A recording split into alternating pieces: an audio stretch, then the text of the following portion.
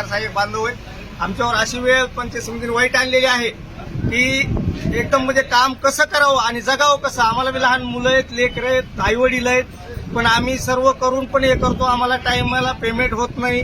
इथं सर्व इंजिनियर लोकांची अडवणूक आहे, ऑपरेटर लोकांची अडवणूक आहे, पंचायत समितीच्या सर्व नरेगा टीमची अडवणूक आहे. तरी आमच्यावर कुठलाही प्रकारचा ह्या सर्व सिस्टीमवर कोणाचाही वचक नाहीये. त्याच्यामुळे आम्हाला अचानक आंदोलनाशिवाय पर्याय नाही. आम्ही एक 100-50 किलोमीटरहून येतो, पण आमच्या पोटाच्या कुणी विचार करत नाही की तो जेवलाय का. हे सगळे आपापल्या धुंदीत मस्तीत पूर्णपणे मग्न आहेत.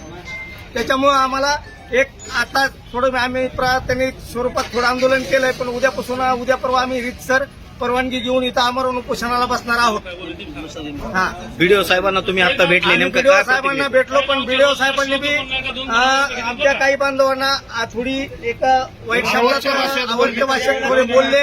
त्याच्यामुळे सगळ्यांचा रोष झालेला आहे की बाबा आम्ही काय मिळेल का, आम्हाला शिवी देऊन बोलण्यात आलेले आमच्या बांधवांना. त्याच्या विरोधात आम्ही सर्वजण इथं बसलेलो आहोत. कॅबिनच्या बाहेर निघा, बाहेर निघा असं बोलण्यात आलं त्यांच्याकडून. आम्ही पण एक पंचायत समितीचे कर्मचारी आहात. बीडीओ साहेब असे म्हणले चुत्यानो बाहेर निघा कॅबिनच्या. मग आम्हाला काही जीव वगैरे आहे का नाही. आम्ही काम करतो म्हणजे चुत्यानं आम्ही ग्राउंड लेवलला एक नरेगाचा कणा म्हणून काम करतो, पण आमची कशीही कुठलीही किंमत. आता बीडीओ साहेब स्वतः साईटनी बाजूनी निघून गेले, पण आम्हाला विचारलं सुद्धा नाही त्यांनी की बाबा का बसला. इतकी वाईट भयान परिस्थिती आहे. त्याच्यामुळे आम्ही आता आमच्या लवकरच 1-2 दिवसात रिसर परवानगी घेऊन सगळे रोजगार सहाय्यक आम्ही मुलाबा सकट इथं आमच्या येऊन उपोषणाला आमरण बसणार आहोत. तरी आम्हाला न्याय द्यावा एवढीच विनंती आमची.